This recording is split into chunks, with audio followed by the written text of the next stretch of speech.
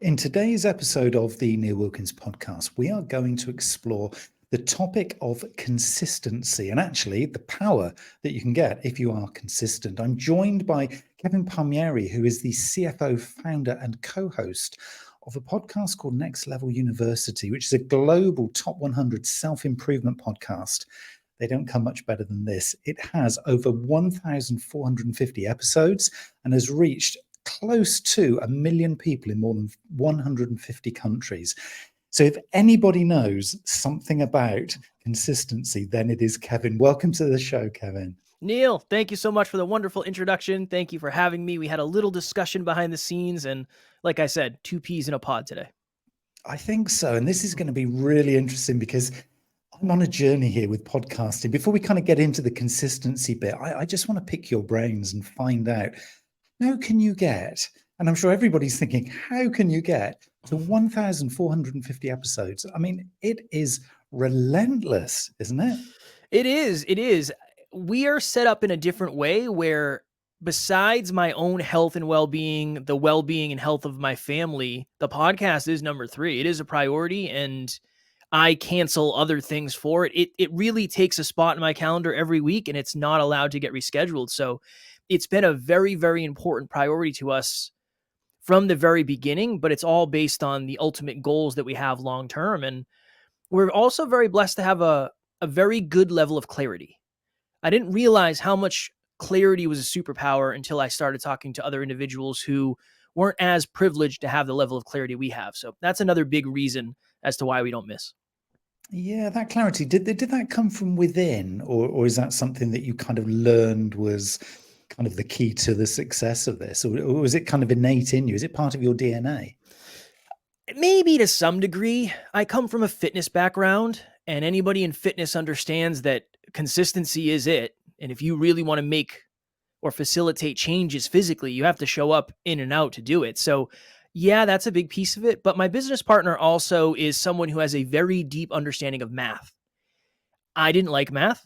I did not do well at math in school, and I didn't really value math. And he's really helped me understand the compound effect and exponentials and how things really start to work out when you're consistent. So I would say it's twofold. I've learned a lot from him about the importance of consistency.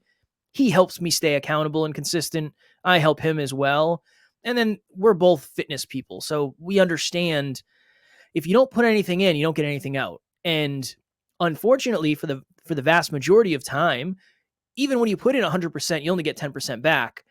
The only way to make that number get higher is to put in more effort for a longer period of time. So I think it's probably a mix of both of those things.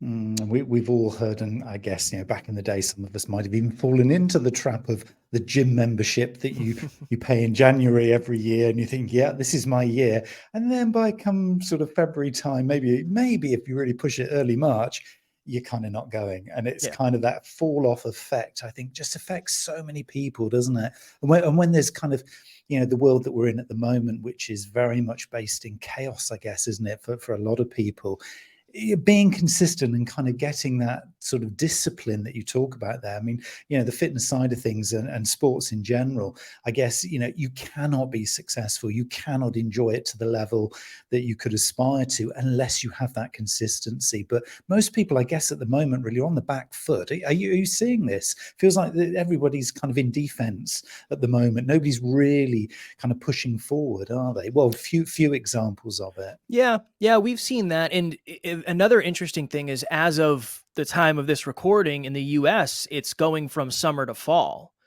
Summer is an off season for many of us in terms of our own growth. And I understand, the kids are out of school, we're doing vacation, we're doing family stuff, there's more celebration, the weather's nice. But we notice a drastic downturn in listens in the summer and a drastic uptick as fall starts. And I think that's a piece of it as well. I think a lot of it is seasonal. But yeah, we have an incredible opportunity with technology.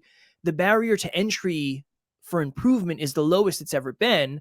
But with more technology and opportunity comes more distraction, and more discipline is required. And when the barrier to entry for something is low, the failure rate is also very high. So podcasting is a great example. It's not hard to start a podcast anymore. It is harder than ever to continue a podcast. The barrier to entry is really low. the attrition rate has a lot of people unfortunately not surviving. So yeah, I think to a degree we're on a back foot. I do believe that, but I also think that when it comes to consistency, we have two D's. We have discipline and we have design. Discipline is saying every single time I know I should do something, I'm going to do it. Design is saying I'm going to make discipline a little bit easier.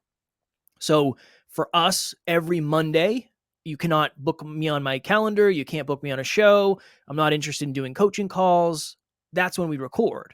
So by design, that makes the discipline a little bit easier. And I think if we understood that, if you want to be more disciplined, put your phone away. If you want to be more disciplined, unplug your TV when you know you shouldn't be using it. That type of stuff, I think, will allow us to design our environment better, and it'll make that discipline a little bit easier.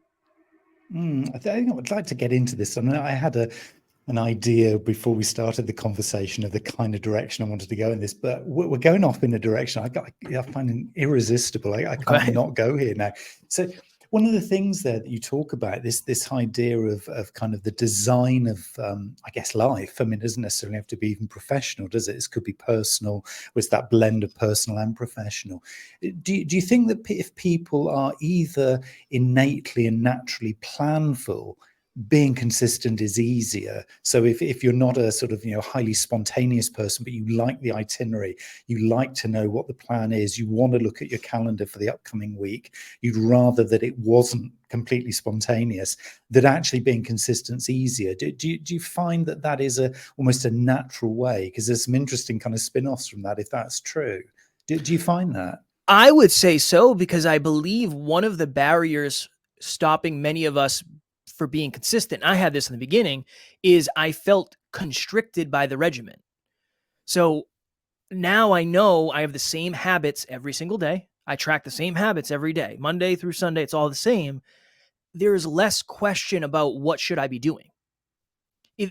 Very rarely do I wake up and say, what should I do today? Going back to that clarity. So yeah, I think that if you have the level of clarity to say it's on the calendar, it's in my notebook, it's on an index card, it's on the whiteboard, whatever, it's in my emails, whatever it may be, I think it makes it a little bit easier because you're more proactive than you are reactive. And you can kind of prepare yourself for stuff. Imagine a day where you wake up and you have no idea what you're doing, and then you just have to react to a bunch of different stuff. We've all had those days. Or imagine a day where you wake up, you check your calendar, and you say, okay, I'm chatting with Neil today at 1:30. Okay, I have 3 calls before that. I think it allows you to move the pieces a little bit better. So yeah, I would say that. I think that is very, very accurate. And I think one of the blocks for a lot of us is the regiment part. I don't want to be so regimented. I don't want to have to be at a certain time. I don't have to be at a certain place at a certain time. There's a lot of pressure that comes with that. What I have found is being regimented creates more space. It just doesn't seem like it in the short run. And once you get it down, you can see how you can move between the noise and the silence a little bit easier.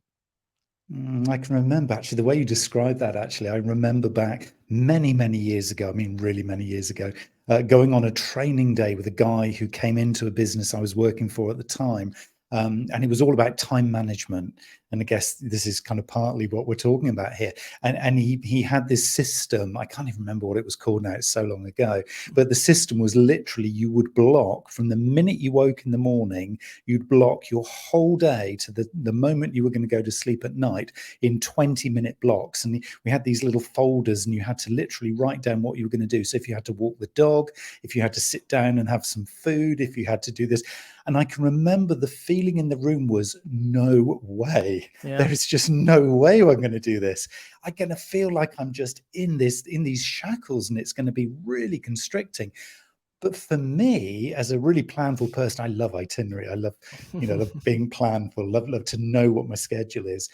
It was overkill, but it was really interesting because I just felt there's probably a middle ground here that I want to leave a little bit of flexi time such that, if something crops up during the day, I might just want to be flexible. But the vast majority of it, I don't want to think. I just want to do. And I found over the years, I can consume so much more activity by just having these blocks of time that allow me to just produce. And again, like you with the podcast, and a lot of people have said, you produce so much stuff, you do so many things. I'm thinking, well, it's not actually being clever. It's just about blocking these moments of time and remembering to block spontaneity time. So, it's almost like you're planning your spontaneity. It's a bit strange if you're a really spontaneous person, but it kind of works, doesn't it? Yeah. I really think of it this way. I was talking to our CPA the other day, and think of it this way. My CPA is going to say, hey, where did all the money go? Itemized. I want to know how much you spent here, how much you spent here, how much you spent here, how much you spent here. That's reactive. I could get the moment of, oh my goodness, I really wish we didn't do it in that way, versus being very, very, very regimented with tracking every dollar we spend. Proactively. Oh, okay, we spent X amount last month. All right, let's try to spend X amount this month. I really look at it that way with your schedule.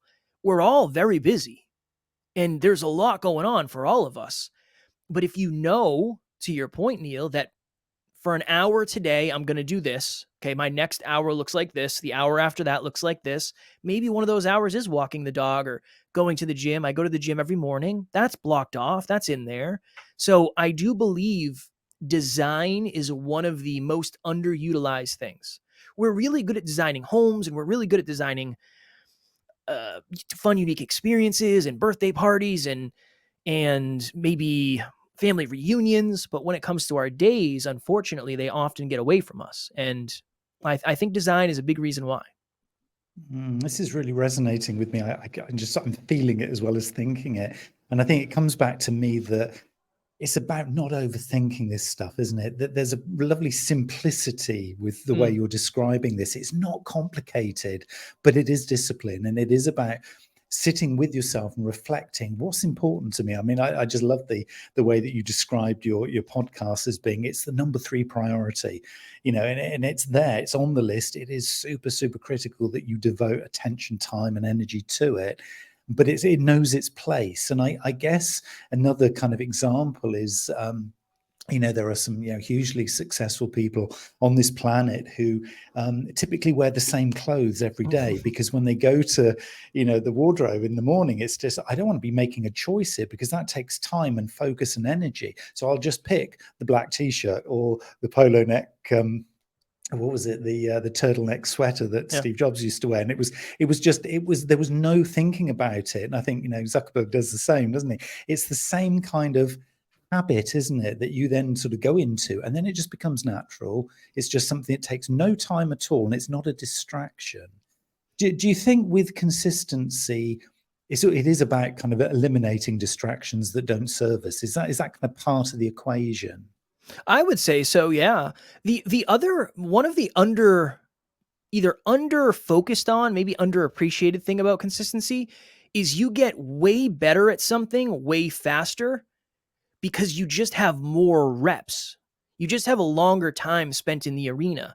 So this was always my thought. Couple things. I didn't feel confident as a podcaster until 150 episodes in.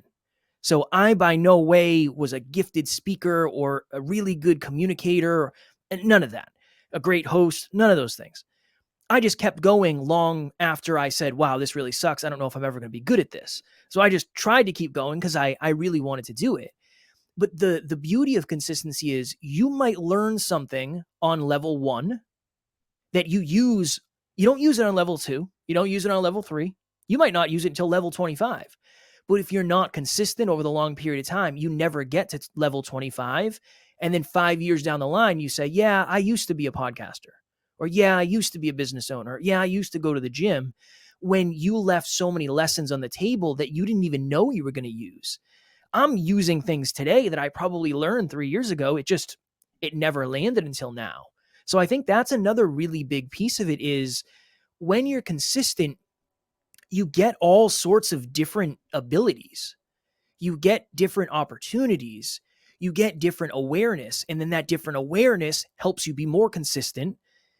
It's almost like the more consistent you are, the more beneficial all of the time you spend being consistent is. It almost multiplies because you become very aware of what matters and what doesn't. And I think consistency is such a buzzword and it's a sexy word, but there's so much that goes into it. There's just a lot of layers underneath it.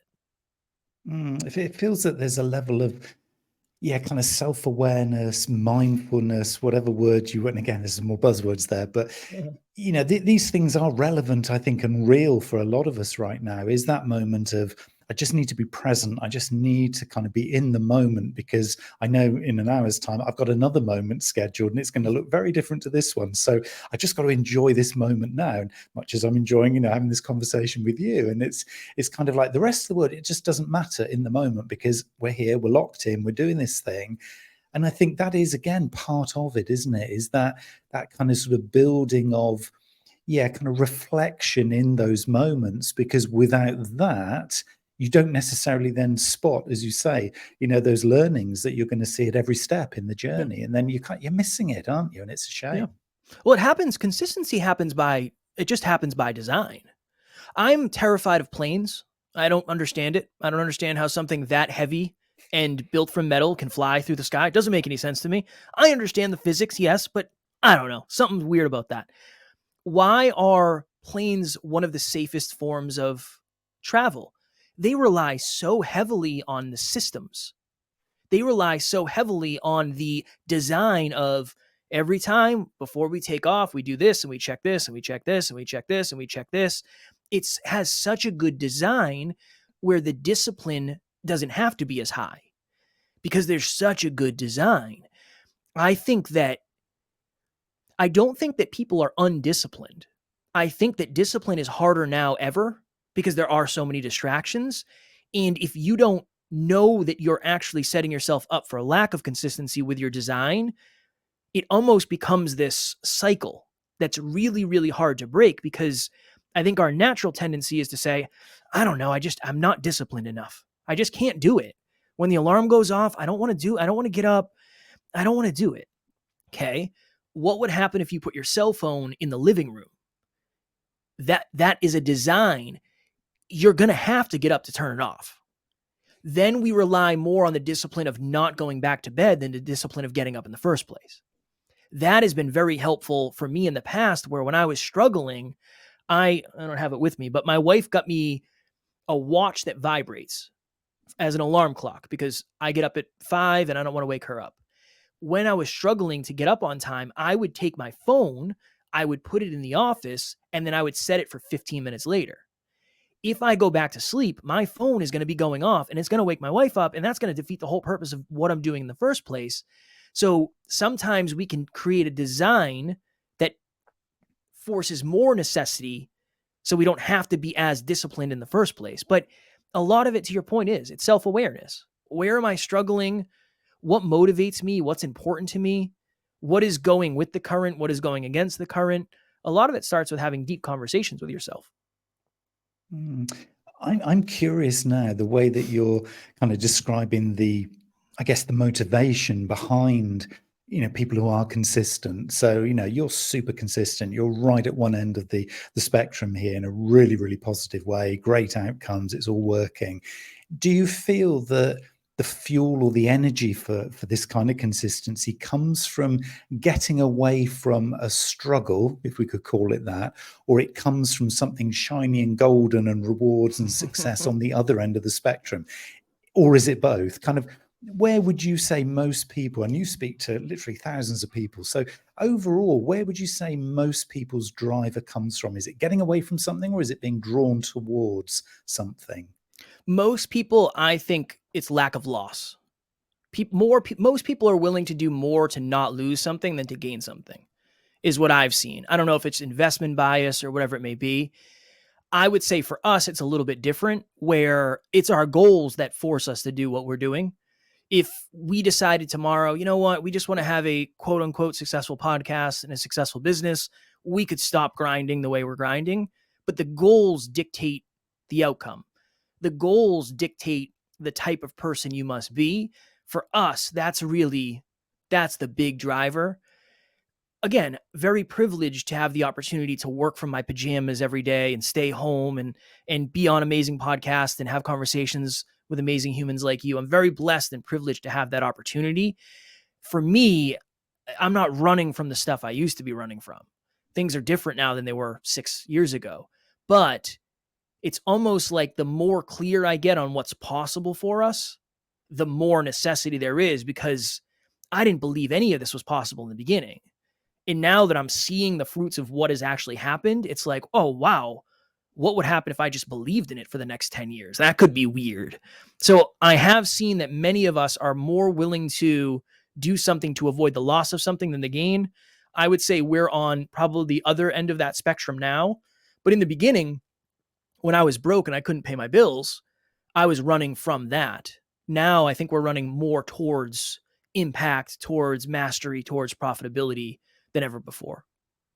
I was going to ask you a little bit about I know we've used the word struggle here, but I was going to ask you a little bit about that, if you don't mind going there just for a little while.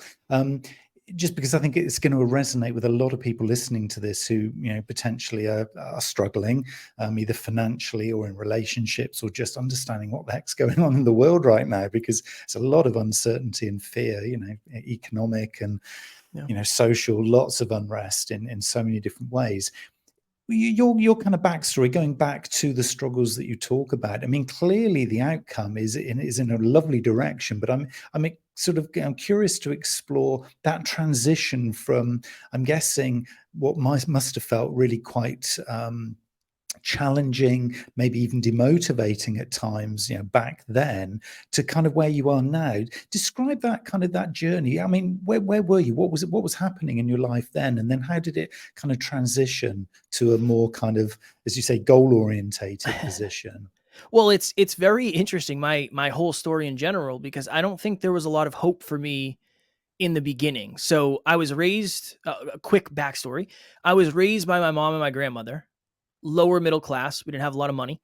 I didn't know my dad. I didn't meet my dad until I was 27.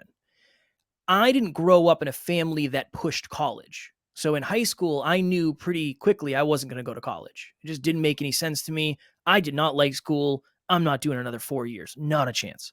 So I stayed back in the town that I grew up in, and I was pumping gas at the local gas station. And I just jumped from there to a personal trainer. I cleaned hospital toilets and floors, truck driver, forklift operator, construction, tiling. I did many, many, many different things. And eventually I got a very unique opportunity in an industry called weatherization. And all that means is we would go into large buildings and make them more energy efficient. So I went from making $15 an hour to making $60 an hour. And I remember in my mind, that was it. I had found my career. I was going to do this forever. Fast forward a few years, and I end up making the most money I ever had, but feeling very empty, very unfulfilled, and realizing that I'm trying to use achievement to mask inner voids. Fast forward another year, I end up sitting on the edge of a bed contemplating suicide because I am just so miserable. I'm so empty. I'm depressed. I'm anxious. Then I end up leaving my job. So I went from making $100,000 a year to making $0 and going all the way back to the brokest I had ever been. But I finally felt like I was actually doing something that mattered. So as weird as it sounds, I was the most fulfilled when I left my job, and I was proud of what I was doing. I was proud of what I was creating. I felt like I was making an impact on the world. That fulfillment was amazing, but I learned very quickly how naive I was to this whole business thing. So in the very beginning, I was quite literally trying to make enough money to get to the end of the week, and then get to the end of the month, and then do the same thing the next month. And I remember just living on credit cards. I was $30,000 in credit card debt. I remember getting to a point where my car broke down and I literally couldn't get it fixed, and it was stalling. Every stop sign, every red light, it would just shut off like a scene from a movie. It was brutal. My brakes went. I couldn't get those fixed. They weren't working. I couldn't get an inspection sticker. I couldn't pay for my car insurance. At one point, I got sent to collections. I came across the notice the other day when I was cleaning out my old files. So in the beginning, I loved what I was doing in terms of podcasting. I hated the lifestyle it was creating because I was really struggling. to the point where I was having pretty consistent panic attacks because I was so far outside of my comfort zone. So in the very beginning, I was running from failure.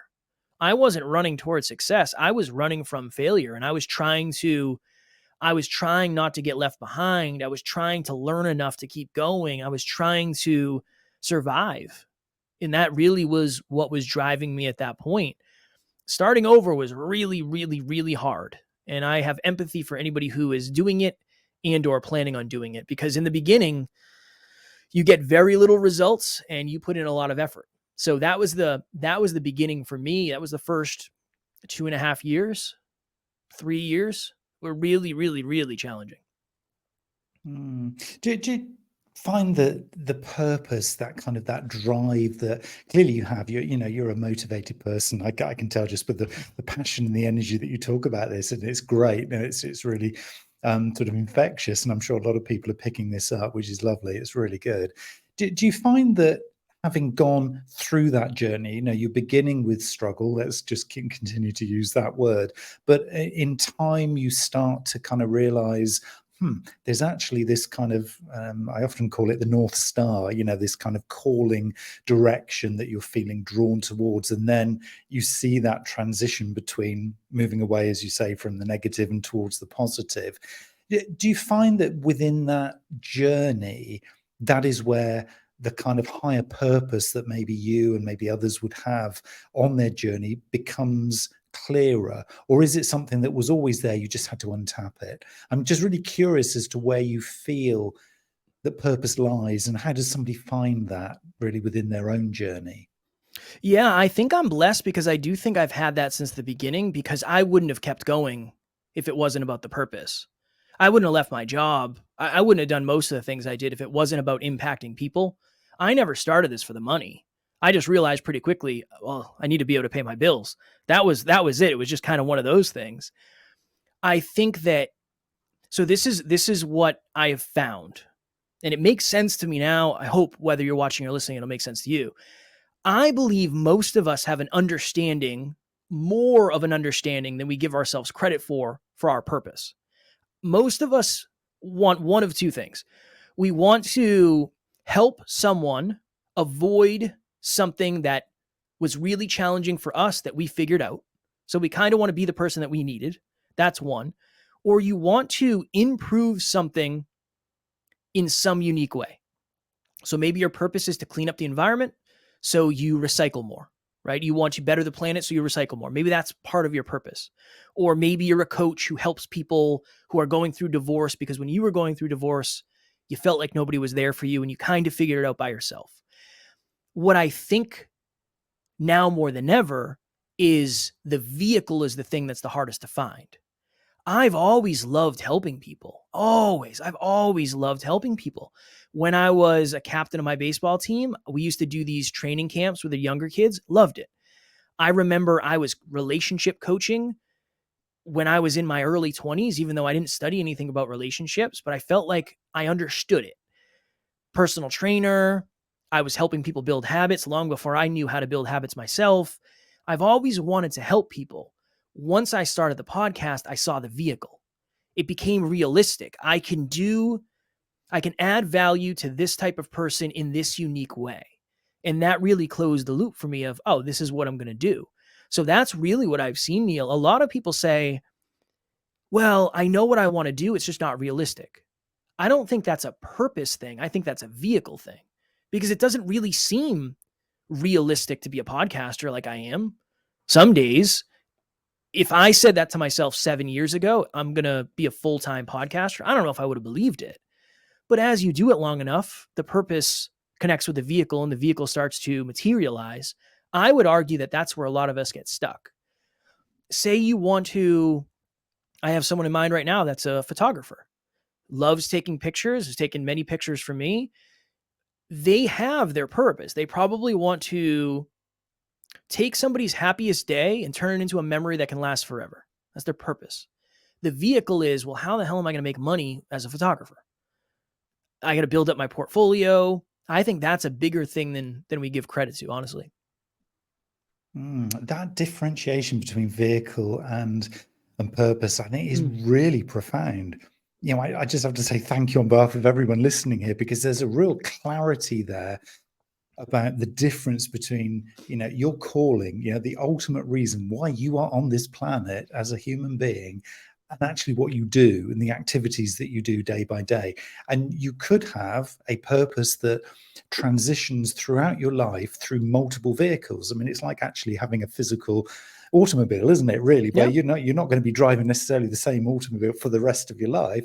You're going to have multiple vehicles. So, but the purpose can be consistent. The one thing that kind of came through there when you gave those examples was service, and actually serving others in a variety of ways, from the fitness to the podcasting to the coaching to the relationship advice. Lots of different examples there, but the core thing was service. Do you think that actually, if more of us really thought of our purpose in those terms, rather than I just need to make more dollars, or I just need to buy that bigger car, or get into a certain type of relationship, because all those things, obviously those things happen when everything aligns, don't they? So do you think a lot of us get too caught up in the vehicle and the process, rather than actually thinking, look, if I define my purpose and then I'm just mindful and I just listen and I watch, the vehicle will arrive to carry me to the next part of my journey?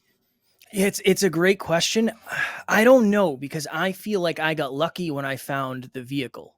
I didn't design the vehicle. I was interviewed on a podcast. And at the end I said, imagine if you could do that for a living. That hour and a half went by in what feels like 5 minutes. And someone said, well, you can do it. And that, for me, it was like, oh, that's a vehicle. Presented vehicle. Interesting. Let me check that out. I think it's very hard to take that big of a step back to understand that the money in your bank account right now is the realest thing in the world, but also not at the same time. And the purpose and vehicle, depending on where you are in your journey, might seem very far away. So I think it's really hard to connect those two things. And I think a lot of it has to do with the level of belief that you have, not just in yourself, but what's possible for you. How competent are you? How figure-outable is everything that you're trying to do? I would argue that if you have a very high level of self-belief in yourself, you're probably able to bridge the gap a little bit faster. So my business partner, Neil, I have never met anybody who has the level of self-belief that this man does. It's delusional at times, but in a good way. For him, he knew all this was going to happen. So it's almost like his certainty was so high, it wasn't as big of a gamble. Where for me, I'm gambling it all. I'm all in. I don't know what's going to happen. I don't even know what cards I have, but I'm going to go all in. I think there's something to that. If you're somebody who has a very high level of self-belief, it might not seem as much of a gamble. So when you find the purpose, when you find the vehicle, you might be able to connect, oh, okay, this is what I'm going to build my life around. If you struggle with self-belief like I did, I think it's a little bit more challenging to actually make it quote unquote believable. That's probably the best way I could put it. Yes, it is really, really interesting, isn't it? That kind of confidence thing, because, I see a lot of people I talk to either through the podcast or a lot of my clients, and they're varying levels of confidence, and you just think, oh, I can see it, and you just wish I could just give them this pill that would give them the confidence, or you could just kind of almost show them the outcome that you just know as an outsider is there. I mean, do you? I mean, if you think back to your kind of personal training and all the fitness side of things, you must have seen that, where you think the potential in that individual is so high. I mean, how do you then, if you are coaching, if you're providing service, how do you almost instill that belief in somebody that you've got it? You really have got it. Just trust me. I can see it as an outsider outside of you. I can see you've got it. I mean, how do you do that? Because, I guess we can all sort of think of people in our lives who, we just see the potential. And wouldn't it be great if we all did it for each other? Because then the world would be a better place, wouldn't it? How do you do it? I think it goes to you let someone borrow your belief and you help them take a new action. That's why I love motivational videos, motivational podcasts, motivational music, whatever it is, but they don't necessarily facilitate change. They facilitate inspiration and motivation, which is great, but that's not an everlasting change. That's not an identity shift change. Best story I have for this. There was a young lady who was listening to the podcast, and she reached out to me on Snapchat back in the day and said, Kev, I am at school and I feel like such an outsider because there's all these people having conversations, but I'm so afraid to walk up to them and be a part of the conversation. I'm so afraid to start conversations with people. What do I do? And I had a lot more time at this point, Neil. So I wasn't as spread thin as I am today. So I said, well, you live close to me. You and I have talked on Snapchat for a minute. Let's go to the mall. I'm going to meet you at the mall and I'm going to help you approach strangers. Now, right there, that's something that person wouldn't normally do. So that's completely outside of their comfort zone, but not so far outside of their comfort zone that they won't do it because I'm going to be there with them. So I meet this young lady at the mall. We go to Starbucks. I need a little liquid courage. I need some caffeine running through my veins if I'm going to be able to do this. And we go into this store that sells bean bags. And I said, all you have to do is walk up to the person at the counter and ask them how much that bean bag cost. And she's like, no, it's going to be weird. And I said, no. This person's probably bored. They're waiting to have a conversation. I promise it will go better than you think. And I'm right here. If anything goes wrong, I'll carry the conversation. I'm just injecting belief. She has that conversation. It goes really well. We go to the next store, do it again. Next store, do it again. Next store, it's a little bit easier for her to do it again. So then we've kind of conquered that level. Then we go to the food court. Okay, ask how much you get with this. Ask how this is cooked, blah, blah, blah, blah, blah. Then we leave the food court. Then she starts a conversation with somebody on the escalator. So she's building confidence. Eventually, we are getting ready to leave that day. And we're walking out, and there's these motorized zoo animals on wheels that you can rent and drive around the mall. And she said, if we were really brave, if we were really confident, and she said this, not me, I didn't want to do this. She said, we would rent those and we would ride them around the mall. And I have a video on my phone of us riding them around the mall.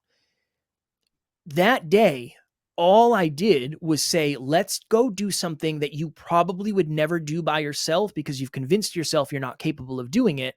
Follow my lead. I will walk in front of you in the snow. You just follow my footsteps. Your feet won't even get wet. Then eventually, I'll let you start walking in the snow by yourself. And then eventually, you're going to be leading the charge and I'm going to follow you. After that, she ended up going back to college, even though she didn't believe she was smart enough. She got a 3.9 GPA. She came and worked on our team for several years. And then she moved across the country from a small town in Rhode Island to chase her dreams. A lot of that is because she just borrowed belief in the beginning. It proved to her that she's capable of something that maybe she didn't think she was. It's almost like you're lifting someone up and you're showing them a perspective that they've never seen before. So now they know it exists at least. And then they can figure out, well, how do I get that perspective by myself? And then once they do, then you can see more stuff. And it's kind of that rinse and repeat. So long story, super long. I would say you let someone borrow your belief, but you teach them how to fish for it. You let them borrow it, but you also teach them how to cultivate it. And usually it's doing the things that are just outside of your comfort zone. So you get results that you would never get. You get proof that you would never get. You get feedback that you would never get. But you also get an experience that you never would have gotten that hopefully locks in the fact that it's worth doing again. Such a great story. And I guess it kind of introduces the whole idea of you've got to want to be, well, not want to be, but you need to accept that vulnerability is key here because you've got to go to those uncomfortable places, Definitely. Those places that you swore you'd never go to, but actually I've got to go there. Is vulnerability really important as part of that process? It feels like it is. Well, asking for help is a very vulnerable place. That's one, right? I think vulnerability is really living in the truth. So someone saying, I'm really afraid of what we're going to do, that is just a level of vulnerability that is very hard to get to, but it's a level of truth worth having. Because if you have the other person who is the right person and they're on the end and they say, I completely understand. I promise you're going to be safe. I remember my first time jumping out of a plane and how scared I was. I promise it's going to go better than you think. That could relieve that versus someone saying, I'm not afraid of anything. Nothing bothers me. You couldn't offend me if you tried. Then you say something to them and they get offended and that wrecks their entire day. When in reality, if they were just honest with you from the first place, you could approach that conversation or that feedback differently. vulnerability is living in the truth.